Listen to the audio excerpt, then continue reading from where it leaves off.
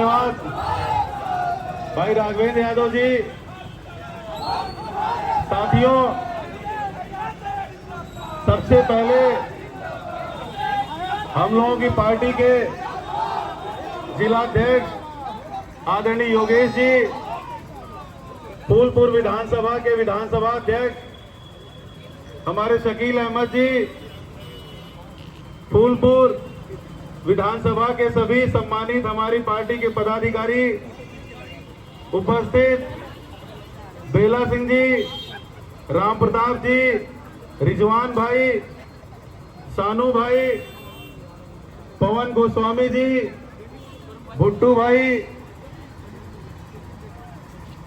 देवेंद्र जी, बल्लू भैया दिखाई दे रहे हैं, प्रधान जी, रिंकू, संजीव भाई, उन तमाम साथियों का जो पार्टी से हमारे जुड़े हैं, जो इस पदयात्रा में लगातार चल करके हौसला बढ़ा रहे हैं, संजय भाई, राजेंद्र जी, सत्यम वाजपेयी जी, विधायक जी, अमित श्रीवास्तव जी, रोहित विधायक, उनका क्या नाम बगल में, ऋतुराज, पुराने साथी हैं ऋतुराज, अभिषेक, राज सिंह, कहाँ है राज सिंह? आ जाओ भाई, आगे आ जाओ। छोटा भाई राज सिंह, गोलू, राजू मिश्रा जी, लगभग सभी लोगों को हम पहचान रहे हैं। बहुत लोगों को नाम से जान रहे हैं, बहुत लोगों को चेहरे से जान रहे हैं। बहुत छोटे बड़े भाई यहाँ पर हैं। यहाँ बहुत कुछ नहीं कहना है, लेकिन यात्रा का जो उद्देश्य है वो तो आपको बताएंगे ही। साथियों, सबसे पहले हम धन्यवाद देंगे संदीप सिंह सत्या जी का, कि बहुत बड़ी तादाद में इस ऐतिहासिक लाल चौक चौराहे पर पूरे देश बचाओ देश बनाओ समाजवादी पदयात्रा का इतना शानदार स्वागत किया, इतने जोश और ऊर्जा और इतनी आत्मीयता और इतनी गर्माहट के साथ स्वागत किया है। हम बहुत धन्यवाद और बहुत आभार प्रकट करेंगे आपके साथ, आपके सभी साथियों का, क्योंकि ये यात्रा हम लोग सुबह से लेकर के चले हैं 11 बजे, और तब से दारागंज से लेकर के दारागंज की कच्ची सड़क, पक्की सड़क, कोतवाली, अलोपी बाग, फिर शास्त्री ब्रिज, फिर हम लोग नई झूसी गए, नई झूसी से अनवर मार्केट, फिर यहाँ पावर हाउस, फिर यहाँ से लाल चौक पहुंचे हैं। इसलिए हम लोग घूम रहे हैं और पिछले 94 दिन से ये काम कर रहे हैं। 11 जिलों में जा चुके हैं और ये 67वीं विधानसभा है। फूलपुर विधानसभा 67वें नंबर की विधानसभा है जहाँ पर हम लोग पहुंचे हैं। ये यात्रा विधानसभा वार चल रही है। हर एक विधानसभा में 2 से 3 स्टे लेकर के हम लोग अपनी बात कहते हैं। उद्देश्य ये है कि सबसे पहले तो ये सरकार नौजवान विरोधी है। सरकार की जो नीतियां हैं वो नौजवानों का एक पूरी पीढ़ी बर्बाद कर दी है। वो इसलिए कि आज बेरोजगारी का आंकड़ा देखेंगे तो 8% की बेरोजगारी दर भारत में है। इतना पिछले 45 सालों में नहीं रही है, चाहे किसी की भी सरकार रही हो। ये सरकार बहुत बड़े बड़े वादे करके आई थी और इतना जान लीजिए कि उन वादों में 99% बातें छूट रही होंगी। कोई सच्चाई उसमें नहीं थी। खुद अपने संकल्प पत्र को ये लोग गंभीरता से नहीं लेते हैं। चुनाव से पहले जो ये वादा करते हैं, संकल्प पत्र रखते हैं, चुनाव बाद जैसे ही आप जनता भरोसा करके इनको सत्ता में ला देती है, उसके बाद सत्ता में आने के बाद सबसे पहला काम ये करते हैं कि अपने उसी संकल्प पत्र को कूड़ेदान में डालने का काम करते हैं। ये पार्टी है भारतीय जनता पार्टी। अपनी कही गई बात, अपने कहे गए किए गए वादे पर ही गंभीर नहीं है। नौजवानों की पूरी पीढ़ी बर्बाद कर दिया। 1 करोड़ पोस्ट खाली पड़ी हुई है पूरे देश में। सरकार चाहे तो एक दिन के अंदर उसका विज्ञापन निकाल सकती है, लेकिन जानबूझ करके सरकार नहीं निकाल रही है। जाने कौन सी सरकार के सामने मजबूरी है, वो आपको बताना नहीं चाहती है। हम आपको बता रहे हैं कि उसमें क्या कमी है। सरकार ने एक मूर्खतापूर्ण भरा फैसला लिया था। हमारे इसी झूसी के बहुत सारे लोग उस फैसले के साथ खड़े थे, नोटबंदी का फैसला। उस फैसले के वजह से सरकार के पास पैसा ही नहीं बचा है। इस देश की चलती हुई अर्थव्यवस्था जो रफ्तार में थी, जो दुनिया की सबसे फास्टेस्ट ग्रोइंग जो इकोनॉमी थी, उस इकोनॉमी को बर्बाद कर दिया है नरेंद्र मोदी की सरकार ने।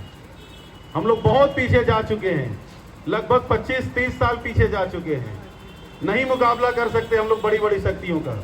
5 ट्रिलियन इकोनॉमी की व्यवस्था किए थे, बात करते थे, लोग वादा करते थे। हमारे पढ़े लिखे साथी भी यहाँ बहुत सारे हैं, गंगेश्वर यादव भी दिखाई दे रहे थे, छोटा भाई हमारा है। ये सब बेरोजगार घूम रहे, सब कहीं ना कहीं हो गए होते इस सरकार की गलत नीतियों की वजह से। 5 ट्रिलियन इकोनॉमी की बात करते थे और रुपया डॉलर के मुकाबले क्या स्थिति आप जान लीजिए, 82 रुपए से भी ज्यादा स्थिति हो गई। कितना रुपया गिर गया, डॉलर रोज हमारे रुपए की आबरू लूट लेता है, हम कुछ नहीं कर पाते हैं। अखबारों से खबर गायब करा देते हैं। ये जब से आए हैं 2014 से केवल हेडलाइन मैनेजमेंट है, केवल अखबार को मैनेज करके, टीवी मीडिया को मैनेज करके ये सरकार चला रहे हैं। ये इतने बेईमान हैं और ये भारतीय जनता पार्टी के तमाम नेता इस झूसी में घूमते रहते हैं। उनसे जरूर आप लोग पूछिएगा कि भर्तियां क्यों नहीं आ रही हैं, क्यों एसएससी की भर्तियां रोक दी गई, क्यों उनकी सीटें कम कर दी गई, क्यों तमाम भर्तियां लंबित पड़ी हुई हैं, क्यों लोगों की छटनी हो रही है, क्यों ठेकेदारी प्रथा लाई जा रही है, क्यों आउटसोर्सिंग कराया जा रहा है, क्यों अग्निवीर जैसी वाहियात योजना लाई जा रही है इस देश में, सेना के साथ क्यों मजाक किया जा रहा है। पूछिएगा उन लोगों से जो हमेशा दिन रात हिंदू मुसलमान और जाति और धर्म के आधार पे बंटवारे की बात करने वाले लोग हैं, उन सब से पूछिएगा। इन दुकानदार भाइयों से पूछिएगा कि ये क्यों शटर बंद करके इधर उधर मारे मारे फिर रहे हैं, टैक्स के नाम पे जो इनके ऊपर छापे पड़ रहे हैं। जीएसटी की क्या जल्दी थी इतना गैर जरूरी तरीके से और बिना सोचे समझे लागू करने की। सोच समझ लिए होते, सारे लोगों पर विचार कर लिए होते, उसके बाद कोई फैसला लागू करते। ये सरकार ऐसी है कि कोई भी फैसला ले लेती है और सोचती है कि हर व्यक्ति मान लेगा, मानने के लिए बाध्य हो जाएगा, और नहीं मानेगा तो ये पुलिस तो सामने खड़ी ही है, डंडा मार के मनवा लेगी। सारी गुंडई इस पुलिस सरकार की पुलिस के दम पर है, प्रशासन के दम पर है। ये लोग अकेले बाहर नहीं निकल सकते हैं, अकेले कोई फैसला नहीं ले सकते हैं, इनको पुलिस चाहिए। चुनाव जीतने के लिए भी पुलिस चाहिए। रामपुर में कैसा चुनाव कराया है, 32% की वोटिंग कराया है रामपुर में। सभी वोट डालने वाले जो विपक्ष के लोग थे, जो भारतीय जनता पार्टी का वोटर नहीं था, उनको चौराहे पर से पुलिस ने खदेड़ दिया कि आप जाओ घर में बैठो, आपको वोट डालने की जरूरत नहीं है। 10 बार से जहां समाजवादी पार्टी जीत रही थी, वहां अचानक भारतीय जनता पार्टी की लहर आ गई। ये सरकार कर रही है। सभी हमारे देश के संवैधानिक संस्थाओं पर पूर्ण नियंत्रण स्थापित कर लिया है। जिन संस्थाओं को स्वतंत्र फैसले लेने थे, खास तौर से चुनाव आयोग और जो हमारी केंद्रीय एजेंसियां, जो स्वतंत्र एजेंसियां हैं, सीबीआई, ईडी स्वतः भ्रष्टाचार देख करके किसी पे कार्रवाई कर सकती, वो चाहे सत्ताधारी दल का ही क्यों न हो। लेकिन रोज आप अखबार पढ़िए, केवल विपक्ष के नेताओं पे कार्रवाई होती है।